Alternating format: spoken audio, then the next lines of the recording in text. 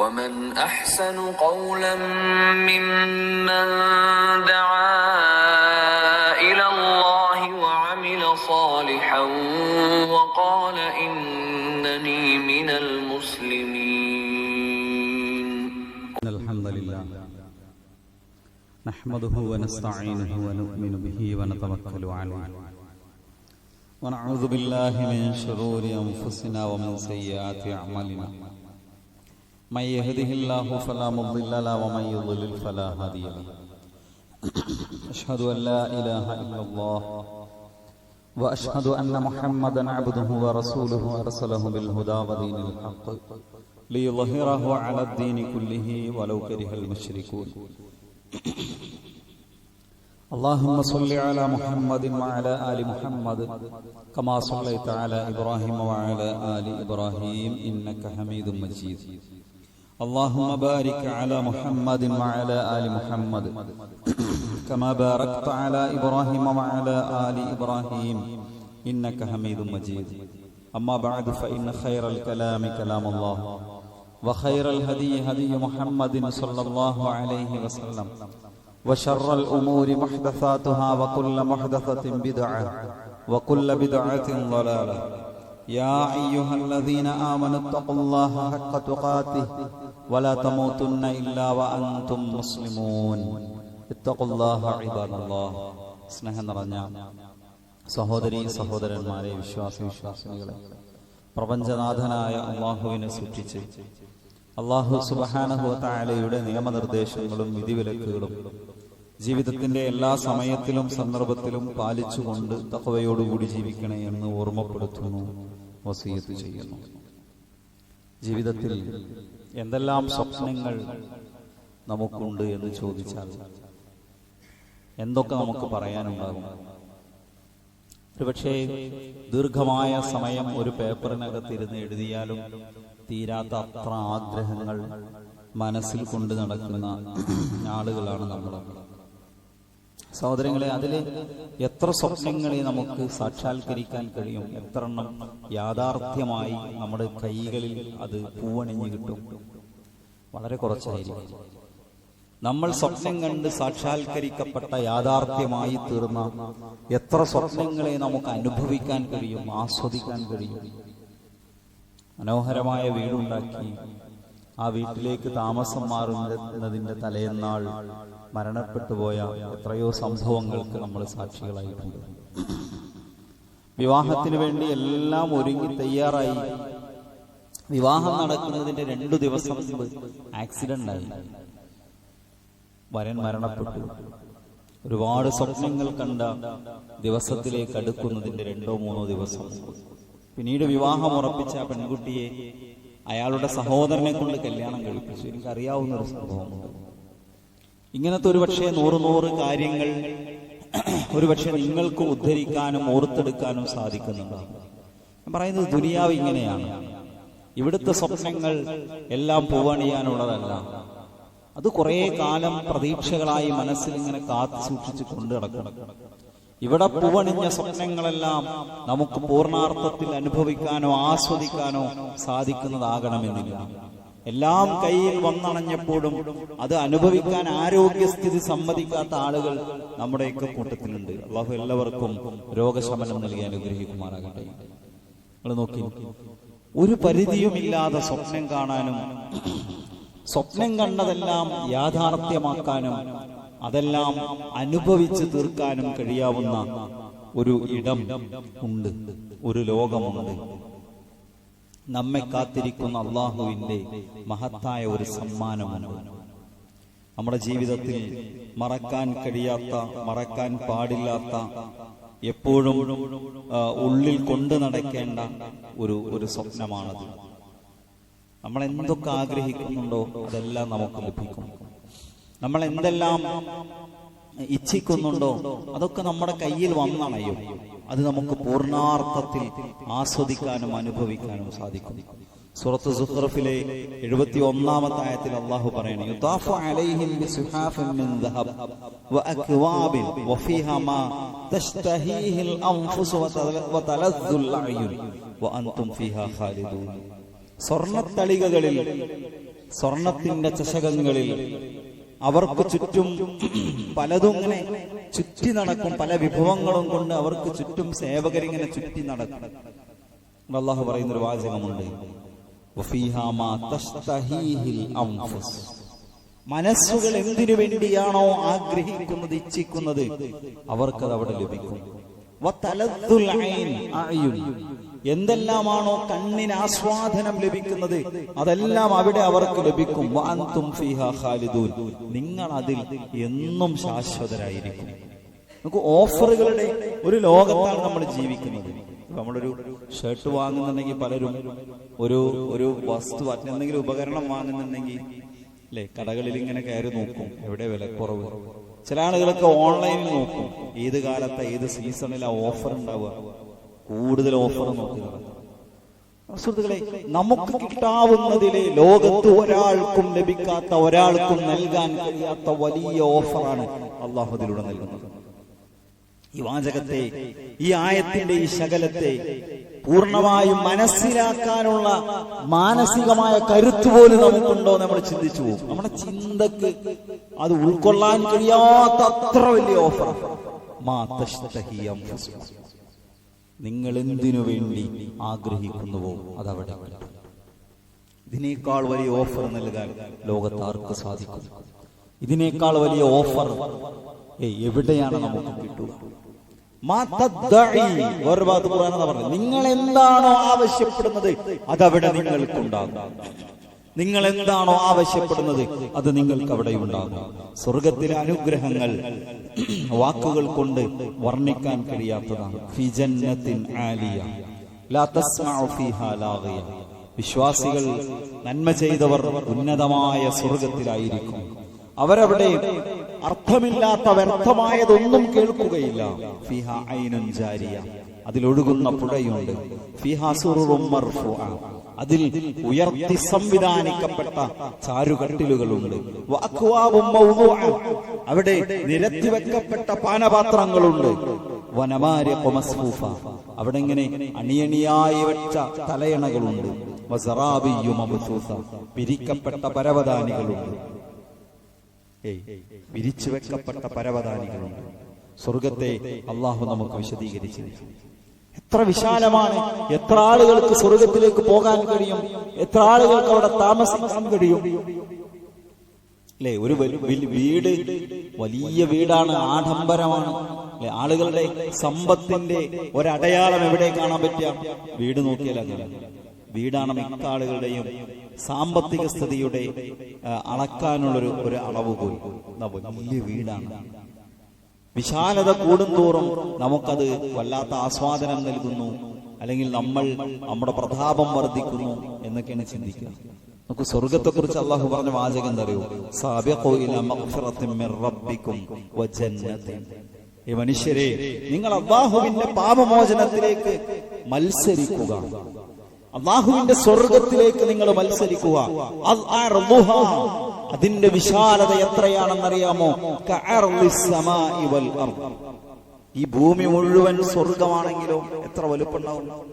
അല്ല, ഭൂമിയും ആകാശവും ഉൾപ്പെടുന്നതാണ് സ്വർഗം. അത്ര വിശാലതയുണ്ട് സ്വർഗത്തിന് എന്ന് വിശുദ്ധ ഖുർആൻ അല്ലാഹു സുബ്ഹാനഹു വ തആല സൂറത്തുൽ ഹദീദിലൂടെ നമ്മളെ പഠിപ്പിക്കുന്നത് നമുക്ക് കാണാൻ കഴിയും. സ്വർഗത്തിലെ എല്ലാം മനോഹരമാണ്. അള്ളാഹുവിനെ സ്നേഹിച്ച്, അള്ളാഹുവിനെ ഇഷ്ടപ്പെട്ട, അള്ളാഹുവിന്റെ നിയമങ്ങൾ അംഗീകരിച്ച്, റബ്ബിന്റെ കൽപ്പനകളെ ശിരസാവഹിച്ച് ജീവിക്കുന്ന മനുഷ്യർക്ക് ഈ പ്രപഞ്ചത്തെ അഖിലം സൃഷ്ടിച്ചവൻ ഒരുക്കുന്ന സമ്മാനം എത്ര വലുതായിരിക്കും അല്ലെ? നമ്മൾ പറയാറുണ്ട് 13.5 ലക്ഷം ഭൂമികളെ ഉൾക്കൊള്ളുന്നതാണ് സൂര്യനെന്ന്. സൂര്യൻ എത്ര വലുപ്പുണ്ടാവും? ജീവജാലങ്ങൾ നോക്കൂ, എന്തൊക്കെ തരത്തിലുള്ള അത്ഭുതങ്ങൾ ജീവജാലങ്ങളിൽ കാണുന്നുണ്ട് അല്ലെ? നമ്മുടെ ചുറ്റും വീട്ടിന്റെ ഉമ്മറത്തിരുന്ന് പുറത്തെ തൊടിയിലേക്ക് ഇങ്ങനെ നോക്കിയാൽ എന്തെല്ലാം തൈകൾ, മരങ്ങൾ അവിടെയുണ്ട്. എല്ലാത്തിനും ഒരേ മണ്ണാണ്, ഒരേ വെള്ളമാണ്. പക്ഷെ അതിലെ പൂക്കളുടെ നിറങ്ങൾ വിഭിന്നമാണ്. അതിലെ ഫലങ്ങളുടെ മധുരം, ടേസ്റ്റ് വ്യത്യസ്തമാണ്. 13.5 ലക്ഷം വലുപ്പമുള്ള സൂര്യനെ കുറിച്ച് പറയുമ്പോ അങ്ങനത്തെ എത്ര സൂര്യന്മാർ, നക്ഷത്രങ്ങൾ പ്രപഞ്ചത്തിലുണ്ട്? ആയിരക്കണക്കിന് കോടി നക്ഷത്രങ്ങൾ എന്നല്ല, 1000 നക്ഷത്രങ്ങൾ എന്നല്ല, ആയിരക്കണക്കിന് കോടി നക്ഷത്രങ്ങളുണ്ട്. ഞാൻ ഇതൊക്കെ പറഞ്ഞെന്തിനാണെന്നറിയോ?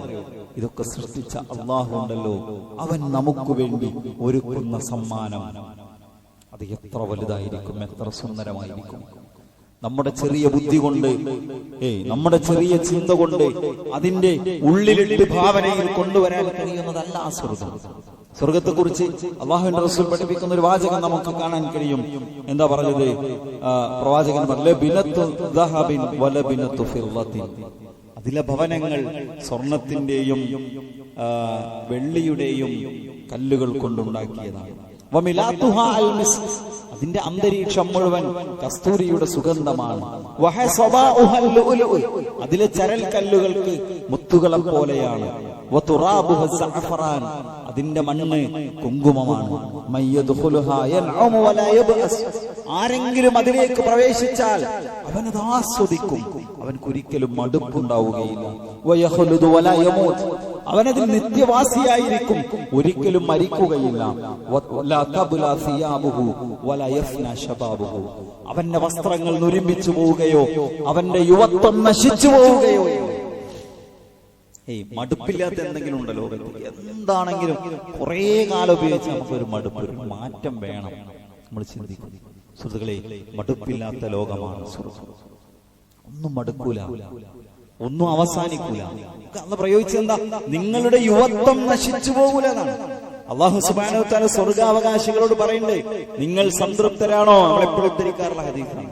അല്ലാഹുവേ, ഞങ്ങൾ എന്തിന് സംതൃപ്തരാകാതിരിക്കണം? അത്ര നീ ഞങ്ങൾക്ക് തന്നില്ലേ, ഞങ്ങളെ നരകത്ത് നിന്ന് രക്ഷപ്പെടുത്തിയില്ലേ.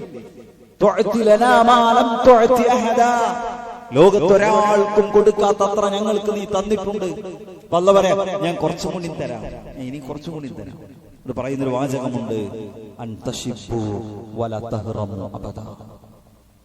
നിങ്ങൾ ഇനി എന്നും യുവാക്കളായിരിക്കും, നിങ്ങൾക്ക് ഇനി വാർദ്ധക്യമില്ല. പ്രായം ചെന്ന ഒരു വല്യമ്മ നബി സല്ലല്ലാഹു അലൈഹി വസല്ലമയുടെ അടുത്ത് വന്നിട്ട് ചോദിച്ചു, നബിയെ, ഞാൻ സ്വർഗത്തിൽ ഉണ്ടാകുമോ?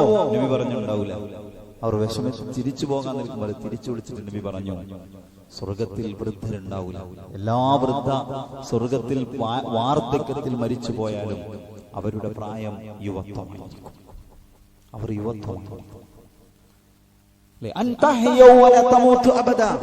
നിങ്ങൾക്ക് ഇനി എന്നും ജീവനുണ്ടാകും, നിങ്ങൾക്ക് മരണമില്ല. നിങ്ങൾ ഇനി എന്നും ആരോഗ്യമുള്ളവരായിരിക്കും, നിങ്ങൾക്ക് രോഗം ഉണ്ടാവില്ല. വിശാലമായ ലോകം, എന്നും യുവത്വത്തിൽ. നോക്കൂ, സ്വർഗത്തിലെ ഒരു അങ്ങാടിയെ കുറിച്ച് പറയുന്ന വാചകം പ്രവാചകൻ സല്ലല്ലാഹു അലൈഹി വസല്ലം വിശദീകരിക്കുന്നത് കാണാം. ഇന്ന ഫിൽ ജന്നതി സൂഖൻ യഅതൂനഹാ കുല്ല ജുമഅത്തിൻ. എല്ലാ വെള്ളിയാഴ്ചയും സ്വർഗത്തിലെ ആളുകൾ ആ അങ്ങാടിയിലേക്ക് വരും. ഒരു വടക്കൻ കാറ്റ് അവരെ തഴുകി കടന്നു പോകും. പ്രവാചകൻ ഉപയോഗിച്ച വാക്കാണ്. അതവരുടെ മുഖങ്ങളിലൂടെ വസ്ത്രങ്ങളിലൂടെ കടന്നു പോകും. കുട്ടിക്കാലത്തെ ഒരു മനുഷ്യന്റെ അവസ്ഥ എന്തായിരിക്കും? ബാല്യത്തിലെത്തിയാൽ, കൗമാരത്തിലെത്തിയാൽ, യുവത്വത്തിലെത്തിയാൽ, അല്ലെ, യുവത്വം വിട്ടുപോകരുതേ നമ്മൾ ആഗ്രഹിക്കും. ഒരു മുടി നരക്കുമ്പോ, ശരീരത്തിൽ ഒരു കറുത്ത കുത്ത് വീഴുമ്പോ, ഒരു പല്ല് ഇളകുമ്പോ മനസ്സിന്റെ ഉള്ളിൽ വല്ലാത്തൊരു വിഷമം. എന്താ? എന്റെ ആരോഗ്യം ക്ഷയിക്കുകയാണ്, എന്റെ സൗന്ദര്യം നശിക്കുകയാണ്. ഓരോ ആഴ്ചയും ആ കാറ്റവരെ തഴുകി കടന്നുപോയാൽ അവരുടെ സൗന്ദര്യം വർദ്ധിക്കുമെന്ന്. അവരവരുടെ വീടുകളിലേക്ക് തിരിച്ചു പോകും. ആ വെള്ളിയാഴ്ചയിലെ വൈകുന്നേരം അങ്ങാടിയിൽ നിന്ന് വീട്ടിലേക്ക് എത്തിയാൽ വീട്ടുകാര് അവരുടെ ഇണകൾ അവരെ സ്വീകരിക്കും. എന്നിട്ട് പറയും, വല്ലാഹി ലഖദ് ഇസ്തദതും ഹസ്നം വജമാല, നിങ്ങളുടെ സൗന്ദര്യം വർദ്ധിച്ചിട്ടുണ്ട്. അവര് തിരിച്ച് വീട്ടിലുള്ളവരോട് പറയും, വല്ലാഹി ലഖദ് ഇസ്തദതുന്ന ഹസ്നം വജമാല, എന്റേത് മാത്രമല്ല നിന്റെ സൗന്ദര്യവും വർദ്ധിച്ചിട്ടുണ്ട്. ഓരോ ആഴ്ച കഴിയുമ്പോഴും വാർദ്ധക്യത്തിലേക്ക് നടന്നെടുക്കുകയും ശരീരത്തിൽ ക്ഷയം സംഭവിക്കുകയുമല്ല ചെയ്യുന്നത്. സൗന്ദര്യം വർദ്ധിച്ചുകൊണ്ടേയിരിക്കുന്ന വല്ലാത്തൊരു ലോകമാണ് അല്ലാഹു സുബ്ഹാനഹു വ തആല നമുക്ക് പഠിപ്പിച്ചു തന്നിട്ടുള്ളത്. മരണമില്ലാത്ത ലോകം, യുവത്വം നശിക്കാത്ത ലോകം, രോഗമില്ലാത്ത ലോകം. നോക്കൂ, അവിടുത്തെ വീടുകളെ പരിചയപ്പെടുത്തി വിശുദ്ധ ഖുർആൻ വിശദീകരിക്കുന്നത് കാണാം, പ്രവാചകൻ പഠിപ്പിക്കുന്നത് കാണാം. ഇന്നലിൽ മുഅ്മിനി ഫിൽ ജന്നതി ലഖൈമതൻ മിൻ ലുഅലുഅത്തിൻ വാഹിദത്തിൻ മുജവ്വഫ തൂലുഹാ ഫിസ് സമാഇ 60 മൈലൻ. അവിടെ ഒരു മുത്തിൽ തീർത്ത ഒരു വീട് വിശ്വാസിക്ക് സ്വർഗത്തിൽ അള്ളാഹു കൊടുക്കും. ഒരു കൂടാരമാണ്, ഒരു മുത്തിൽ തീർത്ത കൂടാരം. 60 മൈൽ അതിന് നീളമുണ്ടാകും. ഒരാൾക്ക് കിട്ടുന്നതാണ്. അതിന്റെ നീളം 60 മൈൽ. നോക്കൂ, ഖദീജ റളിയല്ലാഹു അൻഹ നബി സല്ലല്ലാഹു അലൈഹി വസല്ലമയ്ക്ക് ഏറെ സഹായം ചെയ്ത ഒരാളാണ്. സഹോദരിമാരൊക്കെ ശരിക്കും കേൾക്കണം. മതരംഗത്തൊക്കെ ഇടപെടുന്ന ആളുകളെ പിന്തിരിപ്പിക്കേണ്ടവരല്ല സ്ത്രീകൾ. എന്തേ ഒരു ദിവസം ഒരാവശ്യത്തിന് പോയി വൈകി വരുമ്പോ എന്തേ വൈകി എന്ന് ചോദിക്കേണ്ടവരല്ല, സ്നേഹത്തോടെ വാതിൽ തുറന്നു കൊടുക്കേണ്ടവരാണ്. അപ്പോ നബി സല്ലല്ലാഹു അലൈഹി വസല്ലം ഏറെ സഹായിച്ച ആളാണ് ഖദീജ റളിയല്ലാഹു അൻഹ. ഖദീജ ബീവി നബിയുടെ അടുത്തേക്ക് നൂറുമലയുടെ മുകളിലേക്ക് ഭക്ഷണവുമായി കടന്നു ചെല്ലുമ്പോൾ ജിബ്രീൽ അലൈഹിസ്സലാം ഒരിക്കൽ അവിടെയുണ്ട്. ജിബ്രീൽ നബിയോട് പറയാണ്, നബിയെ, നിങ്ങളുടെ ഭാര്യ ഖദീജ വരുന്നു. ഇഖ്റ അലൈഹസ്സലാമ മിന്നി വമിൻ റബ്ബിഹാ. അല്ലാഹു സലാം പറഞ്ഞാണ് ഖദീജ ബീവി. ഒരു മനുഷ്യന് തന്നെ ലോകത്ത് കിട്ടാവുന്ന ഏറ്റവും വലിയ മഹത്വം. ഖദീജയോട് എന്റെ സലാം പറയണം. ജിബ്രീൽ പറയണം, ഖദീജയോട് അല്ലാഹുവിന്റെ സലാം പറയണം. വബശ്ശിർഹാ ബിബൈത്തിൻ ഫിൽ ജന്നതി മിനൽ യാഖൂത്ത്. ഒരു മുത്തിൽ തീർത്ത വീട് അല്ലാഹു ഖദീജക്ക് സ്വർഗ്ഗത്തിൽ ഒരുക്കി വെച്ചിട്ടുണ്ട് എന്ന സന്തോഷ വാർത്ത അറിയിക്കും. ഒരു മുത്തിൽ തീർത്ത വീട്. അല്ലേ? വിശുദ്ധ ഖുർആനിലും സമാനമായ ആയത്തുകൾ നമുക്ക് കാണാൻ കഴിയും. ഇന്ന ഫിൽ ജന്നതി, ഹദീസിൽ കാണാം, ഉറഫൻ യുറാ ളാഹിറുഹാ മിൻ ബാതിനിഹാ وباطنها من ظاهرها أعده الله تعالى لمن أطعم الطعام وألان الكلام وتابع الصيام وصلى بالليل والناس نيام. ആളുകൾക്ക് ഭക്ഷണം കൊടുക്കുന്നവർ, ധാരാളമായി പാവപ്പെട്ടവർക്ക് ഭക്ഷണം കൊടുക്കുന്ന മനുഷ്യർ. വഅലാനൽ കലാം, സൗമ്യമായി സംസാരിക്കുന്നവർ. ഞാൻ ഇങ്ങനെയാണ്, എനിക്ക് പെട്ടെന്ന് ദേഷ്യം വരും. അതൊന്നൊരു കാരണമല്ല. ദേഷ്യം വരുമ്പോൾ പിടിച്ചിരുത്തണം. അതാണ് വിശ്വാസം. മനുഷ്യന്മാരോട് മോശമായി സംസാരിക്കാൻ പാടില്ല. അലാനൽ കലാം. ഒരാൾ സൗമ്യമായ ഒരു വിശ്വാസി സംസാരിക്കുന്നുണ്ടെങ്കിൽ അത് അയാളുടെ ദൗർബല്യമല്ല. എല്ലാവരുടെ കാര്യത്തിൽ വിശ്വാസത്തിന്റെ ഗുണമാണ്. നോക്കൂ, അലാനൽ കലാം, നന്നായി സൗമ്യമായി സംസാരിക്കുക. തുടർച്ചയായി സുന്നത്ത് നോമ്പുകൾ എടുക്കുക. എല്ലാവരും ഉറങ്ങിക്കിടക്കുമ്പോ രാത്രി എഴുന്നേറ്റ് തഹജ്ജുദ് നിസ്കരിക്കുക. അവർക്ക് സ്വർഗത്തിൽ ഒരു വീടുണ്ട്.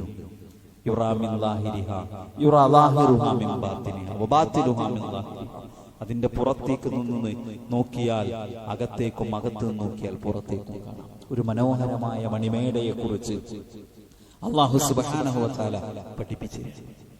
അല്ലാഹുവിന്റെ പ്രവാചകൻ വിശുദ്ധ ഖുർആനിലും ഇതിന് സമാനമായ സൂറത്ത് സുമറിൽ ഇതിന് സമാനമായ വാചകം നമുക്ക് കാണാൻ സാധിക്കും. അത്രമേൽ സൗന്ദര്യവും അത്രമേൽ അനുഗ്രഹങ്ങളും നിറഞ്ഞതാണ് സുഹൃത്തുക്കളെ. അത് നമ്മൾ നഷ്ടപ്പെടുത്താൻ പാടില്ല. സ്വർഗത്തിലെ പുഴകളെ കുറിച്ച് പറയുന്ന ഒരു വാചകം, മസലുൽ ജന്നത്തിൽ ലത്തി വഅദൽ മുത്തഖൂൻ. തഖ്വയുള്ള ആളുകൾക്ക് അല്ലാഹു ഒരുക്കി വെച്ച അവന്റെ സ്വർഗത്തിന്റെ ഉപമ, ഫീഹാ അൻഹാറും മിൻ മാഇൻ ഗൈരി ആസിൻ. അതിൽ വെള്ളത്തിന്റെ മനോഹരമായ അരുവികൾ ഒഴുകിക്കൊണ്ടിരിക്കുന്നു. പിന്നെ വഅൻഹാറും മിൻ ഖംറിൻ ലദ്ദത്തുൽ ലിശ്ശാരിബീൻ.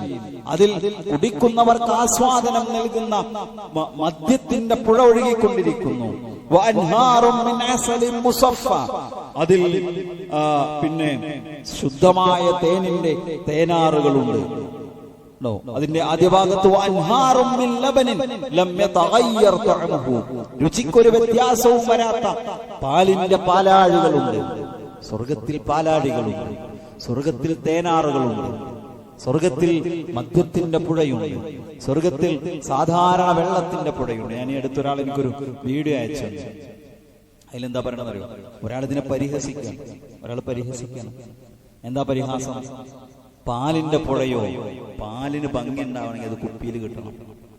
ഒരു കുപ്പിയിൽ കിട്ടുന്നതല്ലേ പാലിന്റെ സൗന്ദര്യം. പുഴ ഉണ്ടായി എന്ത് ഭംഗിയാണ്.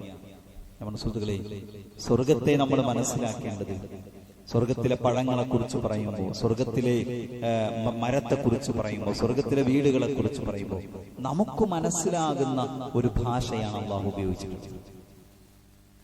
എന്നാൽ ഈ വാചകങ്ങളൊക്കെ പറയുമ്പോൾ നമ്മുടെ മനസ്സിലൂടെ, നമ്മുടെ ഭാവനയിലൂടെ ഒരു ചിത്രം കടന്നു പോകുന്നുണ്ടാകും. അതല്ല സ്വർഗം. ഉറപ്പിച്ചു പറയാൻ പറ്റും, അതല്ല സ്വർഗം. ഖുർആൻ പറഞ്ഞെന്നറിയോ? മാ ലാ തഅലമു നഫ്സുൻ മാ ഉഖ്ഫിയ ലഹു. അവർക്ക് വേണ്ടി രഹസ്യമാക്കി വെച്ചതെന്തൊക്കെയെന്ന് ലോകത്തൊരു മനുഷ്യനും അറിയില്ല എന്നാ സൂറത്ത് സജ്ജദ. ഒരു മനുഷ്യനും അറിയില്ല. അപ്പൊ പാലാഴി എന്ന് പറഞ്ഞ് നമ്മളിവിടെ കാണുന്ന പാല് പുഴയിലൂടെ പാലിങ്ങനെ ഒഴുകി എങ്ങനെയെന്ന് ചിന്തിക്കരുത്. ആൾക്കാർ വേസ്റ്റ് എറിയുന്ന ദുർഗന്ധം വമിക്കുന്ന അല്ലേ, അതാണോ സ്വർഗത്തിലെ പുഴ? നമ്മളിവിടെ കാണുന്ന തോട്ടിലൂടെ ചീഞ്ഞളിഞ്ഞ ദുർഗന്ധം വമിക്കുന്ന ഏതെങ്കിലും ടൗണിനോട് ചേർന്ന് നിൽക്കുന്ന തോടാണോ സ്വർഗത്തെ കുറിച്ച് പറയുമ്പോൾ നമ്മൾ കാണേണ്ടതല്ല. പ്രവാചകൻ പറഞ്ഞൊരു വാചകമുണ്ട്, അത് മനസ്സിൽ വെച്ചിട്ട് സ്വർഗത്തെ നമ്മൾ അളക്കാൻ പറ്റൂ. ആ വാചകം മനസ്സിൽ വെച്ചിട്ട് സ്വർഗത്തെ അളക്കാൻ പറ്റൂ. എന്താ വാചകം അറിയോ? മാല ഐനുൻ റഅത്, ഒരു കണ്ണും ഇതുവരെ കണ്ടിട്ടില്ല. വല ഉദുനുൻ സമിഅത്, ഒരു കാതും ഇതുവരെ കേട്ടിട്ടില്ല. വല ഖതറ അലാ ഖൽബി ബശർ, ഒരു മനുഷ്യന്റെയും ഭാവനയിൽ കൊണ്ടുവരാൻ കഴിയുന്നതേ അല്ല. നമ്മുടെ മനസ്സിൽ സ്വർഗത്തെ കുറിച്ച് പറയുമ്പോൾ കടന്നു വരുന്ന ചിത്രങ്ങളെ അല്ല സ്വർഗം.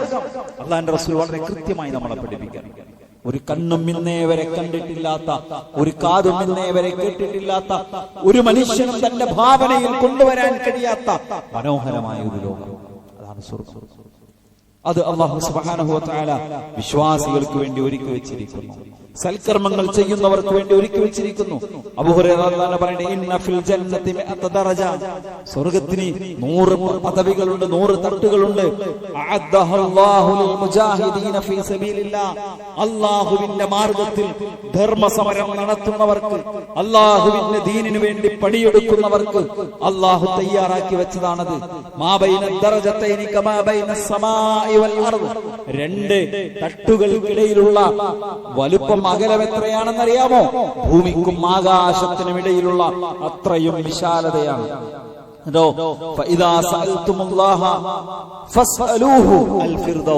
നിങ്ങൾ അല്ലാഹുവിനോട് സ്വർഗം ചോദിക്കുകയാണെങ്കിൽ നിങ്ങൾ ഫിർദൗസ് ചോദിക്കണം.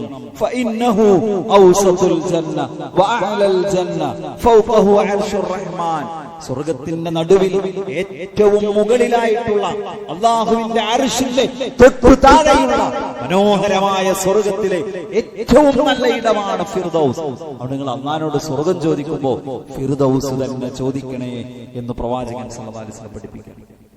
അത്ര വിശാലമായ, അത്ര എന്താ പറയാ, തട്ടുകളുള്ള ലോകമാണ് സ്വർഗം. നിങ്ങൾ നോക്കി, ഒരു ന്യൂനത അവിടെ ഉണ്ടാവില്ല, ഒരു ന്യൂനത ഉണ്ടാവില്ല. ഭക്ഷണത്തെ കുറിച്ച് പറഞ്ഞല്ലോ, സ്വർഗത്തിലെ ഭക്ഷണത്തെ കുറിച്ച്,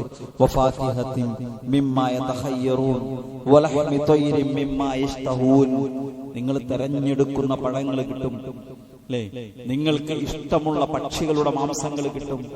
ആദ്യം സ്വർഗത്തിൽ കിട്ടുന്ന ഭക്ഷണത്തെ കുറിച്ച് പറഞ്ഞത് കബദുൽ ഹൂത്ത് എന്നാണ്. മത്സ്യത്തിന്റെ കരളായിരിക്കും സ്വർഗനിവാസികൾക്ക് അല്ലാഹു കൊടുക്കുന്ന ആദ്യത്തെ ഭക്ഷണം. ആ സ്വർഗത്തിലെ പഴവർഗ്ഗങ്ങൾ അതിങ്ങനെ തൊട്ടടുത്ത് നിന്ന് പറിച്ചെടുക്കാൻ കഴിയും. സൽസബീൽ എന്ന് പേരുള്ള മനോഹരമായ അരുവി ആ സ്വർഗത്തിലുണ്ട്. അതിൽ നിന്ന് അവർ കുടിപ്പിക്കപ്പെടും. എന്തൊക്കെയാണ് സ്വർഗത്തെ കുറിച്ച് കൊടുത്ത ഭക്ഷണം. ഈ ഭക്ഷണം കഴിച്ച മനുഷ്യന്റെ വിസർജനം എങ്ങനെയായിരിക്കും നോക്കൂ. ഒരു ഹദീസ്, യഅകുലു അഹ്ലുൽ ജന്നതി ഫീഹാ വയശ്റബൂൻ, സ്വർഗത്തിലെ ആളുകൾ ഭക്ഷണം കഴിക്കും, സ്വർഗത്തിലെ ആളുകൾ വെള്ളം കുടിക്കും. പക്ഷെ അവർക്ക് മലവിസർജനമില്ല. അവർ മൂക്ക് ചീറ്റുകയില്ല. അവർ മൂത്രമൊഴിക്കുകയില്ല. വേറെ ഹദീസിൽ കാണാം, അവർ തുപ്പുകയില്ല. ചില സ്ഥലത്തുകാരെ ബോർഡ് എഴുതി വെച്ചിരുന്നു, നിങ്ങൾ ഇവിടെ കാറി തുപ്പരുത്. കാരണം എന്താ? അതൊരു ഒരു അറപ്പുളവാക്കുന്ന സംഗതി അല്ലേ? ഒരു അറപ്പുണ്ടാവും നമുക്ക്. അറപ്പ് തോന്നുന്ന ഒരു ചെറിയ ന്യൂനത പോലും ഇല്ലാത്ത അല്ലാഹുവിന്റെ ലോകമാണ് സ്വർഗ്ഗം. ഒരല്പം പോലും, ഒരു ചെറിയ ന്യൂനത പോലും. അപ്പൊ ഈ ഭക്ഷണം കഴിച്ച മനുഷ്യൻ എന്ത് സംഭവിക്കും? പ്രവാചകൻ സല്ലല്ലാഹു അലൈഹി വസല്ലം പറഞ്ഞു, വലാകിൻ തുആമുഹും ദാലിക ജുശാ കറശ്മിൽ മിസ്ക്, അവർക്ക് ഒന്നുകിൽ ഒരു ഏമ്പക്കം പോലെ ആയിരിക്കും, അല്ലെങ്കിൽ വിയർപ്പായിരിക്കും. ആ വിയർപ്പിനും കസ്തൂരിയുടെ സുഗന്ധമായിരിക്കും. ആ വിയർപ്പിനും കസ്തൂരിയുടെ സുഗന്ധമായിരിക്കുമെന്ന് നബി സല്ലല്ലാഹു അലൈഹി വസല്ലമ നമ്മളെ പഠിപ്പിക്കുകയാണ്. സുഹൃത്തുക്കളെ, അല്ലാഹുവിന്റെ ഏറ്റവും വലിയ ആ സമ്മാനമാണ് ഒരു മനുഷ്യന്റെ ജീവിതത്തിലെ, വിശ്വാസിയുടെ ജീവിതത്തിലെ ഏറ്റവും വലിയ സ്വപ്നമായി നിലനിൽക്കേണ്ടത്. ആ സ്വപ്നത്തെ തകർത്തു കളയുന്ന, ആ ലക്ഷ്യത്തിലെത്താൻ നമ്മുടെ മുന്നിൽ തടസ്സങ്ങളായി, കടമ്പകളായി നിൽക്കുന്ന ഒരു അമലുകളും ഒരു പ്രവർത്തികളും ഒരു ചിന്തകളും ഒരു ജീവിത ശൈലിയും നമ്മുടെ ജീവിതത്തിൽ ഉണ്ടാകാൻ പാടില്ല. ആ നിലക്ക് ജീവിതത്തെ മുന്നോട്ട് കൊണ്ടുപോകാൻ അള്ളാഹു നമ്മെ എല്ലാവരെയും അനുഗ്രഹിക്കുമാറാകട്ടെ.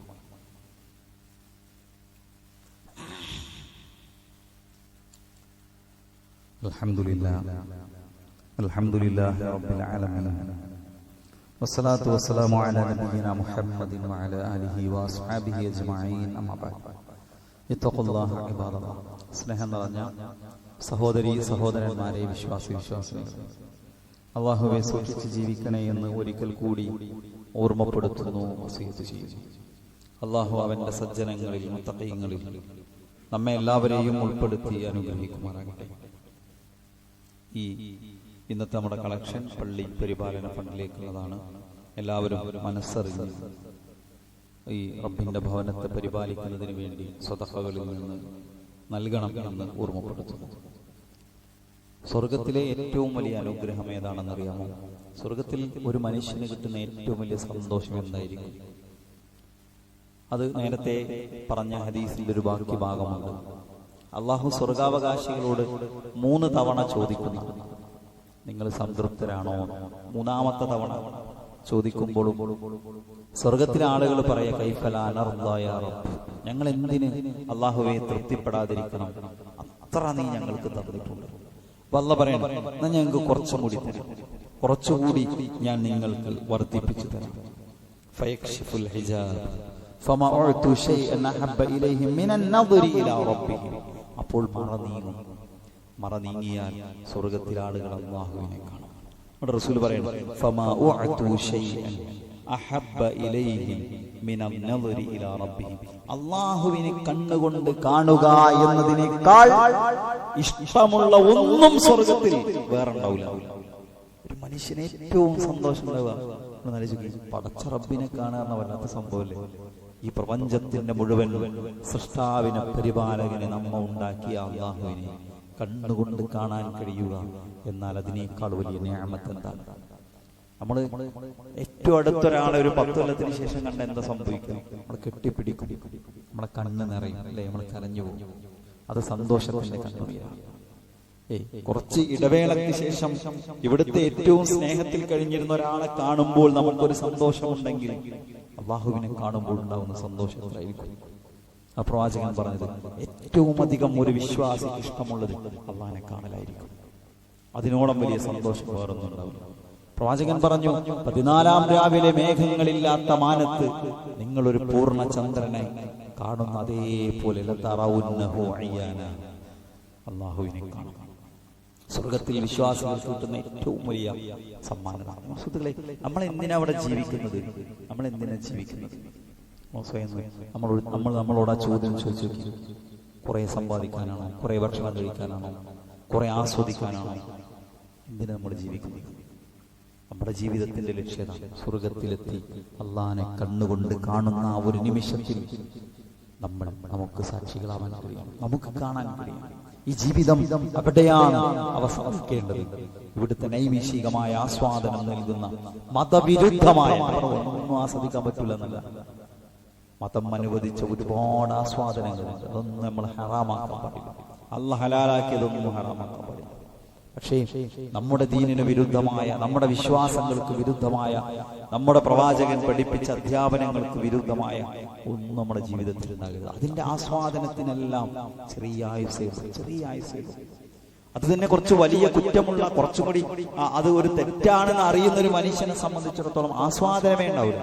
അയാളുടെ മനസ്സിൽ എപ്പോഴും ഒരു കുറ്റബോധം അയാളെങ്ങനെ വേട്ടയാടിക്കൊണ്ടേയിരിക്കും. പറഞ്ഞില്ലേ, ആക്ഷേപിക്കുന്ന മനസ്സ് വേണ്ടിയിരുന്നില്ല, അങ്ങനെ ചെയ്യേണ്ടിയിരുന്നില്ല. സമാധാനം നഷ്ടപ്പെട്ടു പോകും. തെറ്റു ചെയ്യുന്നവന്റെ സമാധാനം നഷ്ടപ്പെട്ടു പോകും. അതുകൊണ്ട് ആസ്വാദനങ്ങൾ അതിന്റെ യഥാർത്ഥ തലം പരലോകത്ത് എനിക്ക് കിട്ടണം എന്ന ചിന്തയോട് കൂടിയാണ് നമ്മൾ ജീവിക്കേണ്ടത്. അതിന് നമ്മൾ നന്മകളിലുണ്ട്. സ്വർഗത്തിന് എത്ര വാതിലുണ്ടെന്ന് അറിയുന്നത്? സ്വർഗത്തിന് എത്ര വാതിലുകളുണ്ട്? 8 കവാടങ്ങളുണ്ട് സ്വർഗത്തിൽ. നരകത്തിന് 7 ഉള്ളൂ. സ്വർഗത്തിനൊന്ന് അധികമാണ്. കാരണം അള്ളാന്റെ ശിക്ഷയേക്കാൾ കൂടുതൽ അള്ളാന്റെ കാരുണ്യം. ആ 8 കവാടങ്ങൾക്ക് പേരുകളുണ്ട്. എന്താ പേര്? പിന്നെ നിസ്കാരത്തിൽ ശ്രദ്ധിക്കുന്ന ആളാണെങ്കിൽ അയാളെ ബാബു സ്വലാത്തിലൂടെ വിളിക്കപ്പെടുന്നു. ബാബു സ്വലാത്തുണ്ട്, ബാബുൽ ജിഹാദുണ്ട്, പിന്നെ ബാബു സിയാം റയ്യാനുണ്ട്, ബാബു സ്വതഖയുണ്ട്. ഇങ്ങനെ ഓരോ നന്മയുടെ പേരിലുമാണ് ഓരോ കവാടങ്ങളുള്ളത്. നിസ്കാരം നന്നായി ശ്രദ്ധിച്ചോന്നെ നിസ്കാരത്തിന്റെ വാതിലുകൾ. നോമ്പ് കൃത്യമായി കൂടുതൽ അതിന് പരിഗണന കൊടുത്തു നോമ്പിന്റെ റയ്യാനിലൂടെയാണ് വിളിക്കുന്നത്. എവിടെയാ നോമ്പുകാർ? സദക്ക കുറെ കൊടുത്ത ആൾക്കാരെ സദക്കയുടെ വാതിലിലൂടെയാണ് അവർ സ്വർഗത്തിലേക്ക് പോകുക. അള്ളാഹുവിന്റെ ദീനിനു വേണ്ടി അധ്വാനിച്ചവരെ ബാബുൽ ജിഹാദിലൂടെയാണ് അള്ളാഹു സ്വർഗത്തിലേക്ക് കൊണ്ടുപോകുക. നബി സല്ലല്ലാഹു അലൈഹി വസല്ലം പറഞ്ഞു, എന്താ നബിയോട് അബൂബക്കർ റളിയല്ലാഹു അൻഹു ചോദിക്കുകയാണ്, ബി അബി അൻത വ ഉമ്മി യാ റസൂലല്ലാഹ് മാ അലാ മൻ ദുഇയ മിൻ തിൽകൽ അബ്വാബി മിൻ അദ്ദറൂറ. അതിലെ ഫഹൽ യുദ്അ അഹദു മിൻ തിൽകൽ അബ്വാബി കുല്ലി. ഏതെങ്കിലും ഒരു വാതിലിലൂടെ എന്തായിരുന്നാലും ക്ഷണിക്കപ്പെടണല്ലോ. 8 വാതിലിലൂടെയും വിളിക്കപ്പെടുന്ന ആരെങ്കിലും ഉണ്ടാവോ? 8 വാതിലിലൂടെയും അത് ആണ് കടക്കാൻ സൗകര്യം ചെയ്യപ്പെടുന്ന ആളുകൾ. നബി സല്ലല്ലാഹു അലൈഹി വസല്ലം മറുപടി, നഅം അർജു അൻ തകൂന മിൻഹും. അബൂബക്കറെ, 8 വാതിലിലൂടെയും പ്രവേശനം ലഭിക്കുന്ന ആളുകൾ ഉണ്ടാവും, നീ അവരിൽപ്പെട്ടവനാകണമെന്ന് ഞാൻ ആഗ്രഹിക്കുന്നു. അഥവാ അബൂബക്കർ റളിയല്ലാഹു അൻഹു ഇഷ്ടമുള്ള വാതിൽ കൂടെ കയറി. സുബ്ഹാനല്ലാഹ്. നമ്മൾ പ്രവേശിക്കുന്ന സ്വർഗത്തിന്റെ വാതിലേതായിരിക്കും? നമ്മൾ ചിന്തിക്കുക. നമ്മളോട് ചോദിക്കുക, നിസ്കാരത്തിന്റെ വാതിലാണോ, നോമ്പിന്റെ വാതിലാണോ, സദഖയുടെ വാതിലാണോ, ജിഹാദിന്റെ വാതിലാണോ? ഏത് വാതിലൂടെയായിരിക്കും നമുക്ക് പ്രവേശനം ഉണ്ടാവുക എന്ന് നമ്മളോട് ചോദിക്കണം. ഏതെങ്കിലും ഒരു കവാടത്തിലൂടെ നമ്മുടെ നിസ്കാരത്തിന്റെ നോമ്പിന്റെ വാതിലൂടെ മദീന തീരുമാനിച്ച 5 വക്ത് നിർബന്ധ നിസ്കാരം ഒഴിവാക്കിയാൽ പോകില്ല. 5 വക്ത് നിർബന്ധമാണ്. അതിനപ്പുറം നിസ്കാരത്തിന് പരിഗണന കൊടുക്കുന്ന ആളുകൾക്കാണ് നിസ്കാരത്തിന്റെ വാതിലൂടെ ക്ഷണിക്കപ്പെടുന്നത്. അഥവാ നന്മകളാണ് നമ്മെ സ്വർഗത്തിലേക്ക് കൊണ്ടുപോവുക. അതിനനുസൃതമായ നന്മകൾ വർദ്ധിപ്പിക്കാൻ നമ്മൾ നിരന്തരമായി പരിശ്രമിച്ചു കൊണ്ടിരിക്കുമ്പോൾ അള്ളാഹു നമുക്ക് തയ്യാറാക്കി കാത്തുവെച്ചിട്ടുള്ള ആ മഹത്തായ സ്വർഗത്തിലേക്ക് പ്രവേശനം ലഭിക്കാൻ നമുക്ക് സാധിക്കും. അള്ളാഹു അതിനെ നമ്മെ എല്ലാവരെയും അനുഗ്രഹിക്കുമാറാകട്ടെ. അള്ളാഹുവിന്റെ കഠോരമായ നരകാഗ്നിയിൽ നിന്ന് രക്ഷപ്പെടുന്ന മഹാഭാഗ്യവാന്മാരിൽ അള്ളാഹു നമ്മെ എല്ലാവരെയും ഉൾപ്പെടുത്തുമാറാകട്ടെ. വന്നുപോയിട്ടുള്ള ചെറുതും വലുതുമായ എല്ലാ തെറ്റുകുറ്റങ്ങളും അള്ളാഹു നമുക്ക് പുറത്തു മാപ്പ് നൽകുമാറാകട്ടെ. നമ്മിൽ നിന്ന് വേർപിരിഞ്ഞു പോയ സ്നേഹനിധികളായ നമ്മുടെ മാതാപിതാക്കൾ, ആദർശ ബന്ധുക്കൾ, കുടുംബ ബന്ധുക്കൾ, അള്ളാഹു എല്ലാവർക്കും മഗ്ഫിറത്തും മർഹമത്തും നൽകി അനുഗ്രഹിക്കുമാറാകട്ടെ. അല്ലാഹു മഗ്ഫിർ ലിൽ മുഅ്മിനീന വൽ മുഅ്മിനാത്ത് വൽ മുസ്ലിമീന വൽ മുസ്ലിമാത്ത് അൽ അഹ്യാഇ മിൻഹും വൽ അംവാത്ത് ഇന്നക മുജീബുദ് ദഅവാതി യാ ഖാദിയൽ ഹാജാത്ത്. അല്ലാഹുമ്മ അജിർനാ മിനൻ നാർ, അല്ലാഹുമ്മ അജിർനാ മിനൻ നാർ, അല്ലാഹുമ്മ അജിർനാ മിനൻ നാർ വഅദ്ഖിൽനൽ ജന്നത യാ റബ്ബൽ ആലമീൻ. اللهم اعز الاسلام والمسلمين واذل الشرك والمشركين. ربنا آتنا في الدنيا حسنة وفي الآخرة حسنة وقنا عذاب النار. ربنا تقبل منا إنك أنت السميع العليم وتب علينا إنك أنت التواب الرحيم. اللهم صل على محمد وعلى آله وصحبه وسلم والحمد لله رب العالمين.